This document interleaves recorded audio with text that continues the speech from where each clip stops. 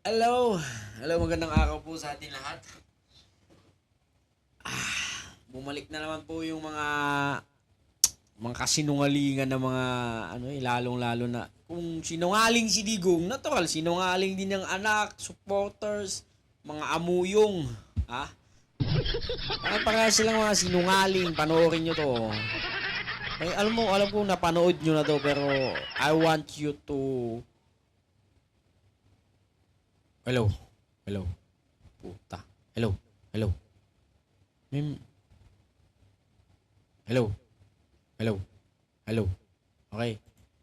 Last question. If one of these days the ICC will come, will you voluntarily submit yourself? Sipain ko pa sila man. But you said a while ago, Okay, ano natin to. Isa the pa. President Panoorin nyo to mga kaibigan. Doon narinig nyo na yung boses. Pero panoorin nyo to. Okay, panoorin natin to mga kaibigan. Ha? Sama-sama tayong mainis. Sama-sama tayong mapikon. Isa lang yun ha. Sama-sama nating alalahanin ng mga kasinungalingan nila. Yung talagang figure of speech lang ba? Figure of speech. Kumbaga lahat ng sinabi nila noon pawang mga katarantaduhan lamang. Kagaya na lamang po ng kanilang puon. Nasisipain daw ang ICC. Nakita naman ho natin sa mga video natin nung nasa Villamor sila, wala man ho siyang sinipang tiga ICC. Although wala naman yata taga ICC doon. Hindi naman siya nasipa.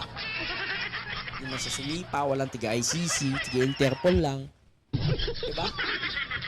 So, panoorin yung mga kasinungalingan po nila. Yung mga kaduwagan ba? Ito, panoorin natin. last question. If one of these days the ICC will come, will you voluntarily submit yourself? Sipain ko pa sila man. But you said a while ago that if somebody will sponsor your case, Basa lang tayo ng mga few comments. Strategy nila yan, tinuro na ni Roque at ni Sarah kanya yan si Robin sa practice kay Digong paano umarte. Kaya nga kasama si Robin dun. And the best actor is goes to utang ina. So, tuloy. here to the ICC, you will voluntarily submit yourself to their investigation and jurisdiction. Yes. Pero kung sila magpunta dito, sipain ko. But will you confirm that you are willing to submit Oh. voluntarily yourself to ICC? Punta ko doon, sipain ko rin sila. Same. Many months later.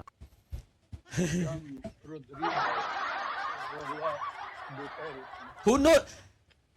Alam nyo mga kaibigan, who knows naman kung talagang nandun na sa loob, wala naman sa atin nakakaalam, di ba? Malay nyo, sinipa naman talaga niya, di ba? Oh. Pupuntahan ko sila doon, sisipain ko sila doon, sabi niya, oh. Who knows, di ba? Siya lang ho ang tanging nakakaalam naman. Ano ba, walang makalaya siya. So, dapat niyang ikwento kung anong nangyari nung pagpasok po niya doon. Di ba? Kung talaga bang sinipa niya talaga yung mga tiga-ICC. Give the benefit of the doubt naman. Kasi wala naman talagang ICC nun dito. Nagkaroon lang ng ICC nung nakarating na siya sa daig. Diba? So ito nangyari sa kanya ngayon. First middle name is Rola. The surname is Duterte.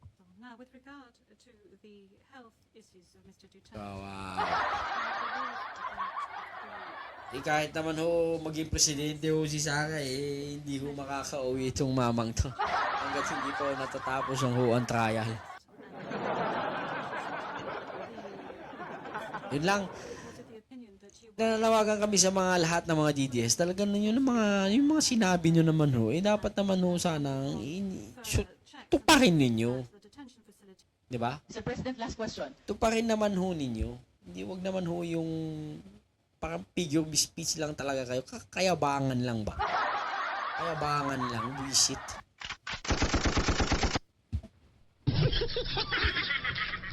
Yun na.